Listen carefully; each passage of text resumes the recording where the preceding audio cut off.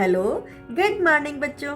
आज की क्लास कक्षा 6 के लिए मैथ सी अभ्यास 12 आई वाणिज्य गणित। बच्चों, लाभ प्रतिशत और हानि प्रतिशत से संबंधित हम कुछ और प्रश्नों को भी समझते हैं और अपना अभ्यास बनाते हैं। तो चलिए शुरू करते हैं। ये वीडियो आपके लिए पार्ट 3 के रूप में है।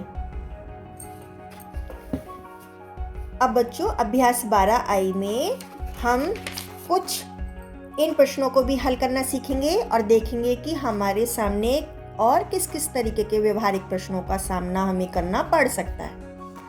तो बच्चों, अब हम 10वां सवाल देख रहे हैं। यहाँ प्रतिशत लाभ या प्रतिशत हानि ज्ञात कीजिए जबकि हमें 3 सवाल मिले हुए का खा गा क्रय मूल्य विक्रय मूल्य दिया गया है। तो हम ये पता लगाएंगे कि अगर हमें लाभ मिला है तो वो कितने प्रतिशत मिला है, हानि मिली है तो वो कितने प्रतिशत मिली है। ठीक है, तो बच्चों इसमें का प्रश्न है, क्रय मूल्य है रुपए 120, विक्रय मूल्य है रुपए 150। तो यहाँ पर हमें साफ साफ दिखाई दे रहा है कि रुपए 120 में सामान खरीदा गया है और रुपए 150 में उसको बेचा गया है। तो यहाँ पर हमें लाभ मिल रहा है। लाभ बराबर विक्रय मूल्य माइनस क्रय मूल्य।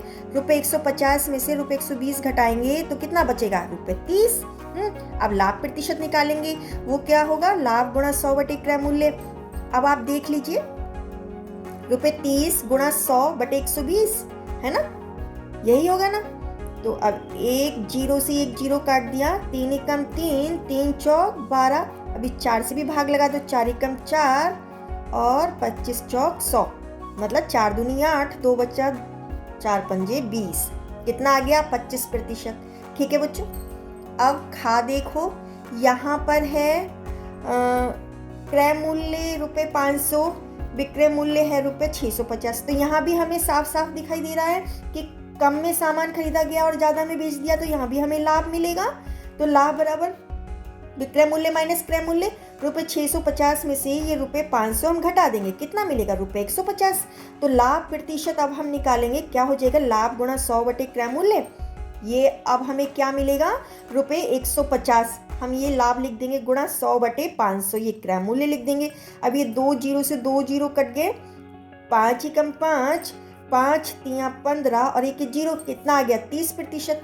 ठीक है, अब गा है हमारे सामने, क्रय मूल्य है रुपए 90.75 और विक्रय मूल्य है रुपए 60.50। अब हमें ये साफ साफ दिखाई दे रहा है कि हम सामान तो ज्यादा में खरीद के लाए थे लेकिन हमने कम में बेचा है, तो हमें हानि हुई। हानि बराबर कैसे निकलेगा, क्रय मूल्य माइनस विक्रय मूल्य। अब क्रय मूल्य में से जब मैंने विक्रय मूल्य को घटाया, इसमें से मैंने इसको घटाया तो कितना मिला, रुपए 30.25। ये आप घटा के देखिए, 5 आया, 7 में से 5 गया 2, ये दशमलव लगाया, 0 लगाया, 9 में से 6 घटाया 3, कितना आया, रुपए 30.25। अब इसका हानि प्रतिशत निकलेगा, तो हानि गुणा 100 बटे क्रय मूल्य। अब हानि हमको कितनी मिल गई है, रुपए 30.25 गुणा 100 बटे 90.75 क्रय मूल्य था, वो हमने लिखा। अब हम क्या करेंगे, ये दशमलव से मेरा दशमलव हट जाएगा क्योंकि 2 अंक पहले दशमलव यहाँ भी है, 2 अंक पहले दशमलव यहाँ भी है, बराबर है। तो हम ये दशमलव से दशमलव हटा देंगे। तो बच्चों अब हम भाग लगाएंगे, हम 25 से लगाएंगे। तो हमने क्या किया, 25 एकम 25, 5 बचा, 25 दूनी 50। आप लगा के देख लो, 25 एकम 25, 5 बचा, 2 उतारा, 25 दूनी 50, 2 बचा, 5 उतारा, 25 एकम 25। ठीक है, तो हमें कितना मिला, 121। अब 90.75 में हम भाग लगा के देखते हैं। 90.75 में अब हम 25 से ही भाग लगाएंगे, तो 25 तिया 75, 5 आया, इधर 1 आया, 7 उतारा, 25 6 150, 7 आया, 5 उतारा, 25 तिया 75, कितना आ गया, 363। ठीक है, इसे काटा तो 363 लिख दिया। अब हम देख रहे हैं, अगर 121 में मैं 3 की गुणा कर दूं तो 363 मुझे मिल जाएगा। तो 121 एकम 121, 121 तिया 363। अब कितना आ गया, 100 बटे 3। अब हमने ये भाग लगा के पहले भी देखा हुआ है। ठीक है, तो कितना आ जाएगा, 3 तिया 9, 1 बचा, 3 तिया 9, फिर भी 1 बचा, तो कितना आ जाएगा, 33 सही 1/3%। तो बच्चों ये इसका हानि प्रतिशत हुआ। अब ये हमें 7 मेजों का कुल विक्रय मूल्य दिया गया है रुपये 1288। अब हमें एक मेज का निकालना पड़ेगा। तो एक मेज का विक्रय मूल्य निकालने के लिए क्या करेंगे, इस कुल रुपये 1288 में हम ये 7 से भाग लगा देंगे। जब हमने भाग लगाया तो हमें मिला 184। अब आप ये खुद से लगा के देखिए। अब हमें हानि मिली हुई है 8% की, तो क्या हो जाएगा, हम प्रतिशत 100 पे निकालते हैं ना, तो अगर रुपये 100 क्रय मूल्य है तो विक्रय मूल्य 92 होगा। 8 हम घटा देंगे 100 में से तो 92 होगा। अब क्योंकि रुपये 92 विक्रय मूल्य है तो क्रय मूल्य हमारा 100 है, इसलिए रुपये 1 विक्रय मूल्य है तो क्रय मूल्य मेरा इस 100 में इस 92 से हम भाग लगा देंगे। इसलिए रुपये 184 विक्रय मूल्य है तो क्रय मूल्य मेरा कितना बनेगा, 100/92 में अब मैं गुणा कर दूंगी 184 से। अब हमें दिख रहा है कि 2 से अगर मैं इसको गुणा कर दूं तो 184 ही आ जाएगा। तो 92 कम 92, 92 दूनी 184।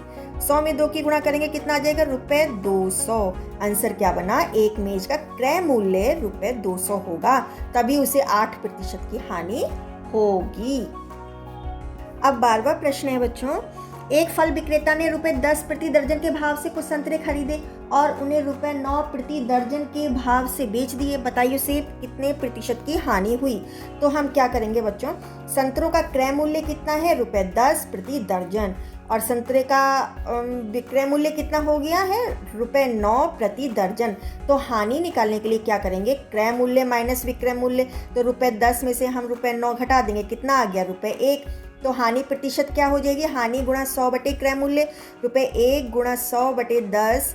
तो ये 10 का 1 जीरो से ये जीरो कट गया, कितना आ गया, 10 ही कम 10, कितना आया, 10%।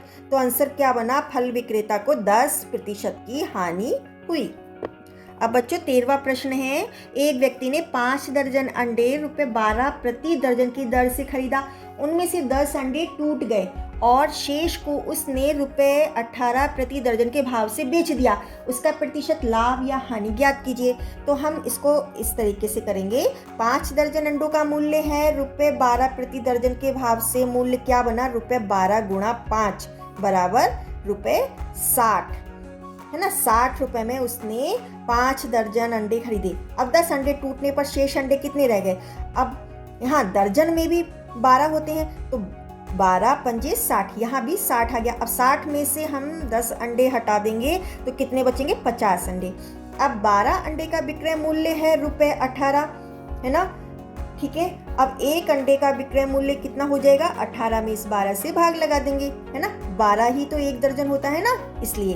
अब 50 अंडे हमारे पास बचे हैं, उस 50 अंडे का विक्रय मूल्य क्या होगा, रुपये 18 में 12 से भाग लगाया तो उसमें हम 50 की गुणा कर देंगे। इस 50 की अब हम गुणा कर देंगे, तो 6 दूनी 12, 6 तियां 18 और 2 एकम 2 और 2 दूनी 4, 1 बचा 2 पंजे 10, यानी 25 दूनी 50। अब ये 3 से हम इस 25 की गुणा कर देंगे, कितना हो गया, 25 तियां 75, रुपये 75। कुल लाभ कितना हुआ, रुपये 75 में से 60 हम घटा देंगे, ठीक है।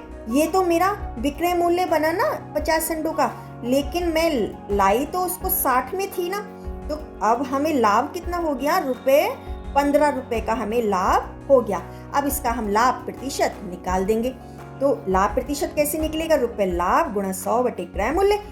अब लाभ मिला हुआ है 15, 15 गुणा 100 बटे 60, 60 उसका क्रय मूल्य था। एक जीरो से जीरो काटा,